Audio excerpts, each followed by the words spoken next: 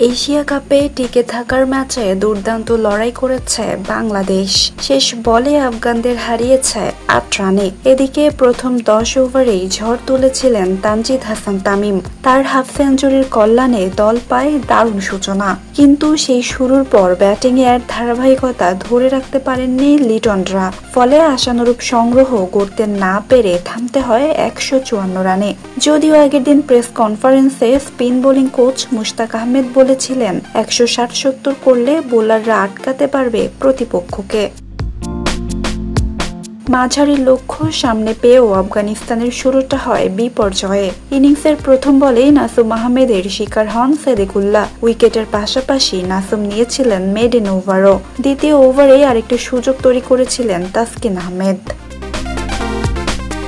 দুই ওপেনার ফেরায় চাপের মুখে পড়ে আফগানিস্তান। পাওয়ার প্লেতে তারা তুলতে পারে মাত্র ২৭ রান। এরপর গুরবাজ আর গুলবাদিন চেষ্টা করেছিলেন চাপ কাটানোর। শামীম হোসেনের ওভারে এনেছিলেন ১৬ রান, কিন্তু একটু পরেই ভাঙে তাদের জুটি। রিশাদের লেগ স্পিনে ওয়ান সাইডে খেলার চেষ্টায় লিডিং এজ হয়ে ধরা পড়েন গুলবাদিন। গুরবাজও থেমে যান কিছুক্ষণের মধ্যেই। বড় ইনিংস গড়তে না পারলেও ৩১ বলে ৩৫ রানের কার্যকরী ইনিংস খেলেছিলেন আফগান এই ওপেনার। অভিজ্ঞ মোহাম্মদ নবী এসেও ফেরেন দ্রুত। মুস্তাফিজুর রহমানের বোলিংয়ে ইনসাইড এজে বোল্ড হয়ে ফেরেন ১৫ রানে।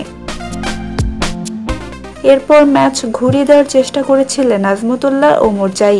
সাইফ ও তাসকিনকে বাউন্ডারি আর ছক্কায় চাপে ফেলেছিলেন তিনি। তবে তার বিদায়ের পর আর ঘুরে দাঁড়াতে পারেনি আফগানিস্তান। রান আউটে বিদায় নেন করিম জানাত। শেষ দিকে ক্যামিও খেললেও রশিদ খানকেও ফেরান মুস্তাফিজ। সেই ওভারে পরের বলে গাজানফারকে আউট করে কার্যত নিশ্চিত করে দেন বাংলাদেশের জয়।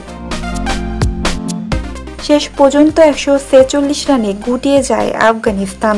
৮ রানের জয়ে সুপার 4-এ টিকে থাকার লড়াইয়ে জীবন্ত রাখে বাংলাদেশ। নাজিফা তাসনিম, ক্রিকেট ৯৭।